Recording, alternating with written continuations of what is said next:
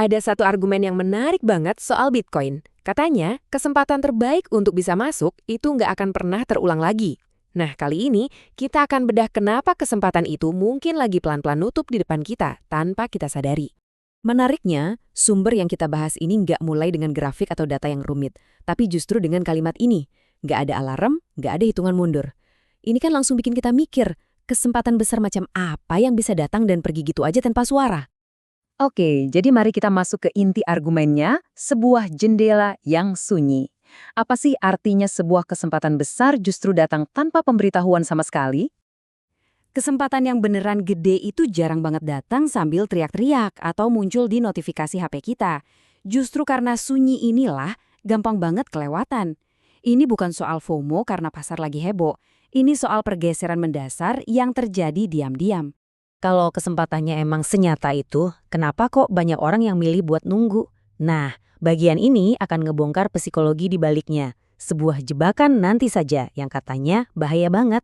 Alasan pertama kenapa kita santai, ya karena sekarang ini semuanya tuh terasa gampang. Beli Bitcoin sedikit, rasanya kayak beli kopi aja, bisa kapanpun. Biayanya belum terasa berat, jadi nggak ada tuh tekanan buat buru-buru. Alasan kedua buat menunda itu soal kontrol. Mindahin aset ke cold storage sendiri itu kayaknya kok repot banget ya. Lebih gampang kan dibiarin aja di bursa, meskipun kita tahu itu artinya kita nggak punya kendali penuh. Dan yang terakhir, dari pola pikir nanti saja ini adalah keyakinan kalau pintu masuknya bakal selalu kebuka. Kita mikir, gampang, nanti juga bisa masuk kapanpun siap. Seolah-olah nggak akan ada yang berubah. Dan disinilah letak jebakannya. Justru perasaan nyaman dan santai inilah yang jadi masalah utamanya. Karena pas kita akhirnya ngerasa, wah harus gerak sekarang, bisa jadi pilihannya udah nggak ada lagi. Coba deh bayangin skenarionya. Pas Anda akhirnya mutusin buat masuk, kondisinya udah beda total. Harganya mungkin udah di luar jangkauan. Aplikasi yang biasa Anda pakai, aturannya udah ganti. Pemerintah makin ketat regulasinya. Dan daya ungkit, lupakan aja. Semua ini berubah pelan-pelan di belakang layar pas kita lagi nggak lihat. Jadi, menunda itu bukan cuma soal males atau menunda-nunda. Menurut argumen ini, menunda itu sama aja kayak kita lagi pasang taruhan. Sebuah taruhan yang secara sadar kita pasang untuk melawan hukum matematika yang nggak bisa diubah. Semuanya itu berpusat di satu angka ini, 21 juta. Ini bukan target, bukan perkiraan. Ini adalah batas mutlak. Kelangkaan Bitcoin itu absolut, nggak bisa ditawar-tawar.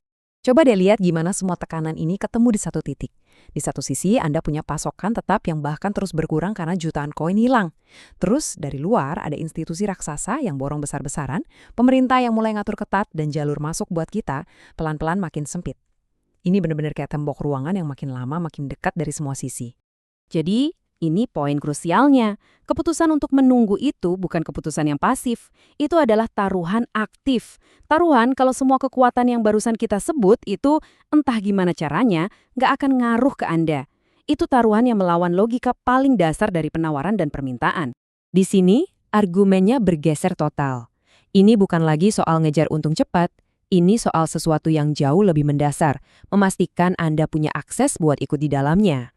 Slide ini nunjukin dua cara pikir yang beda banget. Di kiri, ada spekulan yang selalu cemas soal harga naik turun, fokusnya ke untung jangka pendek. Tapi di kanan, ada argumen yang sama sekali beda. Tujuannya itu buat ngamanin posisi sebelum pintu masuknya makin sempit. Fokusnya pindah dari profit ke partisipasi jangka panjang. Dan inilah tujuan akhirnya, kedaulatan. Ini bukan cuma soal ngeliat angka di layar, ini soal kemampuan nyata buat megang dan ngendaliin aset kita sendiri, tanpa perlu minta izin ke bank, pemerintah, atau pihak ketiga manapun buat menggunakannya. Pesan dari sumbernya jelas, dan ini langsung buat Anda. Meskipun tekanannya banyak, jendelanya itu belum benar-benar ketutup. Masih ada kesempatan buat bertindak sebelum semua orang ikut-ikutan dan jadi rame. Dan kita sampai di kesimpulan argumen ini, bagian terakhir ini sekali lagi ngegasin kalau pintunya emang masih kebuka, tapi cara nutupnya itu pelan banget, hampir nggak kedengeran. Ini poin yang penting banget. Perubahannya tuh nggak akan terjadi dalam semalam. Nggak akan ada satu hari di mana tiba-tiba semua berita teriak, kesempatan Bitcoin sudah habis. Kita nunggu ledakan, padahal yang terjadi cuma bisikan. Sebaliknya, prosesnya itu jauh lebih halus. Jendela itu kayak nyegel dirinya sendiri, sedikit demi sedikit. Seringkali pas perhatian kita lagi ke tempat lain. ini perubahan bertahap yang hampir nggak kelihatan dari hari ke hari. Dan sampailah kita di pertanyaan terakhir dari materi ini, sebuah pertanyaan yang rangkum semuanya. Nanti, pada saat semua orang akhirnya setuju kalau ini penting, ketika Bitcoin jadi hal yang jelas untuk dimiliki, apakah pintu masuknya masih akan semudah dan sebebas sekarang? Nah, itulah pertanyaan yang tersisa untuk kita renungkan.